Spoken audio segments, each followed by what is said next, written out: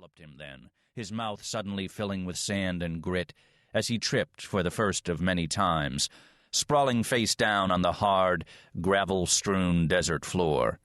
He had struggled to his feet, gasping for breath, the ancient rationale of the linen cloth that swathed his head and face, the haole, all too obvious.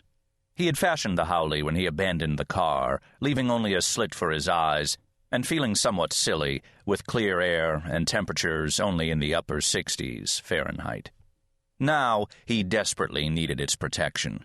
His breathing came hard, the heavy air drawing in particles of dust and sand so tiny that even the cloth couldn't filter them out completely. He could taste the desert, even if he couldn't see it, an alkali taste of bitter grit. It was pitch dark now and past midnight, the relentless shrieking sandstorm more ominous than before. The man sat down to think, pulling his knees up instinctively, his head down, his back turned to the onslaught of the wind, eyes closed tightly beneath the white linen. His feet were numb and his back ached, but there was soft sand beneath his buttocks, a relief from the small rocks and hard pan surface that alternated with sand and gravel in the Al-Hajara, the northern reaches of the Arabian desert.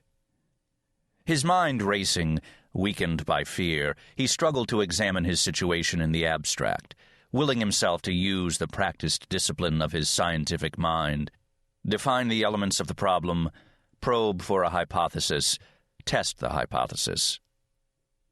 When the sun came again, the temperatures would top 38 Celsius, or 100 degrees Fahrenheit, to the Americans occupying 1/3 of his country. He could last a week without food, but how long without water? If he was truly off course, he could wander for days without finding the tiny Saudi outpost he had so carefully targeted on his map of the southern Iraqi desert. He had abandoned his car hours ago in order to stay undetected. A car could be seen kicking up dust plumes for miles. A solitary nomad would be all but invisible.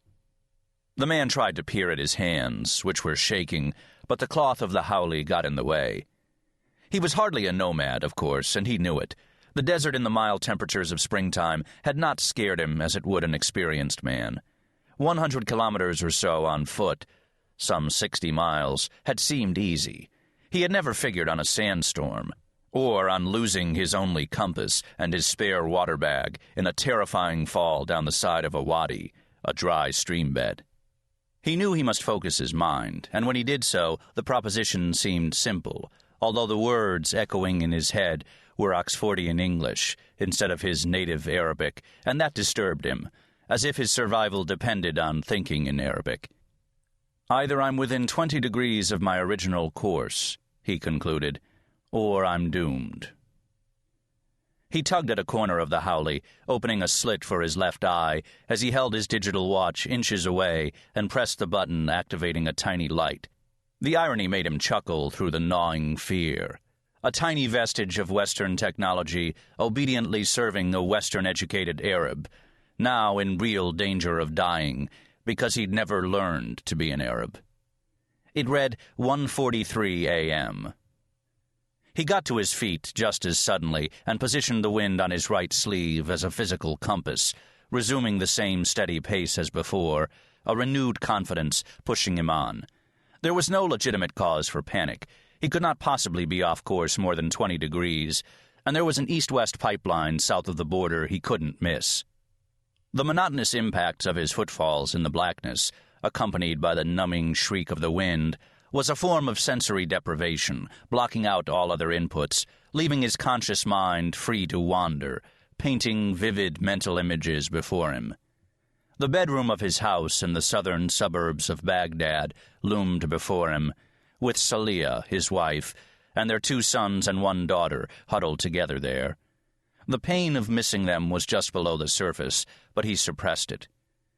There had been no electricity for weeks in Baghdad, and less water, and he had been able to visit them just once since the American attack began. His initial terror at reports that the capital was under siege had given way rapidly to a sort of confidence.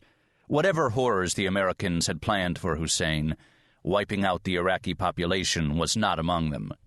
By the time he had disobeyed orders and struggled over shattered concrete and clogged highways from Ar-Rutba to be with them for a while, Salih and the children had settled down to a routine of basic existence. He was proud of them. He knew they could survive.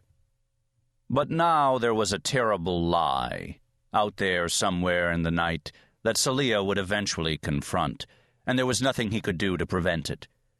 Your husband of 18 years, she would be told, was found burned to a cinder beside the road from Ar-Rutba to Baghdad. Must have been American bombs, they would say. He probably died instantly. The man stumbled suddenly, righted himself, checked his direction, and trudged on. Day came in the form of a yellowish glow, stronger to his left, and still his feet obediently plopped one in front of the other, sometimes treading over a dune of shifting sand that slid and slithered under his weight, sometimes crashing onto a desert floor as hard as concrete. Thirst was an enemy struggling to consume him. The hours trudged by with depressing monotony as the light brightened and faded to darkness once again.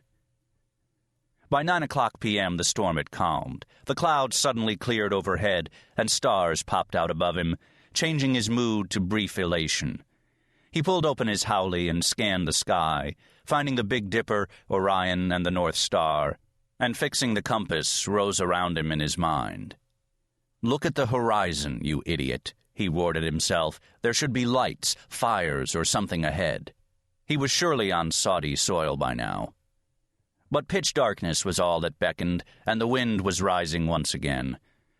By 2:00 a.m. the storm was in full force again, and it was obvious to the man that he was lost in every way. "I will meet death walking at full speed," he decided. His pace accelerated to almost a trot as he plunged with renewed purpose into the throat of the sand-laden winds. He could tell that he was dangerously dehydrated now, his emotions floating on the calm seas of a detached mental state, his conscious thoughts occupied with speed and course, as if those were the only reality. He counted his steps diligently, keeping his pace steady and rapid, moving at almost exactly 1.5 meters per second, at the moment his weary body crashed headlong into the metal side of a parked truck.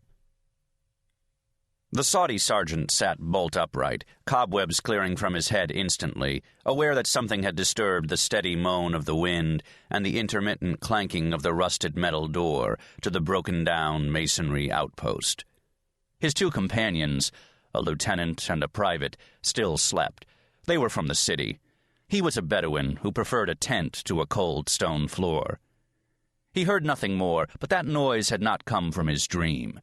The sergeant got to his feet and slipped on his sandals, picked up his American M16 rifle, and padded outside cautiously, taking the sandblast full in the face, before stumbling across the collapsed body of a man on the other side of the truck. Shakir Abbas regained consciousness in a chair, the foul breath of a Saudi soldier assaulting his face, his explanation disbelieved. He heard the Arabic word for spy before being handcuffed and driven into Badana, where he was given a small cup of water and thrown in a filthy cell that reeked of human waste. It seemed endless hours before a higher-ranking Saudi appeared, only slightly more interested in his explanation. This one, too, disappeared, and his frustration grew enormous as he felt the time crawl by, knowing what had to be happening nearly 300 miles to the north. That schedule would not wait, and neither could he. When at last yet another Saudi officer came down the hall, Abbas summoned his strength, stuck his face through the bars, and, with as much rage as he could muster, yelled at the man. "You idiot! I have information vital to the Kingdom of Saudi Arabia about Saddam Hussein. If you don't take me to military intelligence immediately, your life will soon be worth nothing." The Saudi gave him the sort of impassive look one gives to a screaming hyena in a zoo. "At least tell them I'm here," he tried again. The Saudi moved closer, his eyes impassive. "Tell whom?" he asked in Arabic. The man felt his shirt. The pen was still there, and perhaps he still had paper. Yes, there it was. He pulled it out and knelt down suddenly. using his knee as a writing board, his hand hastily sketching the design of a particular molecule, along with its chemical description.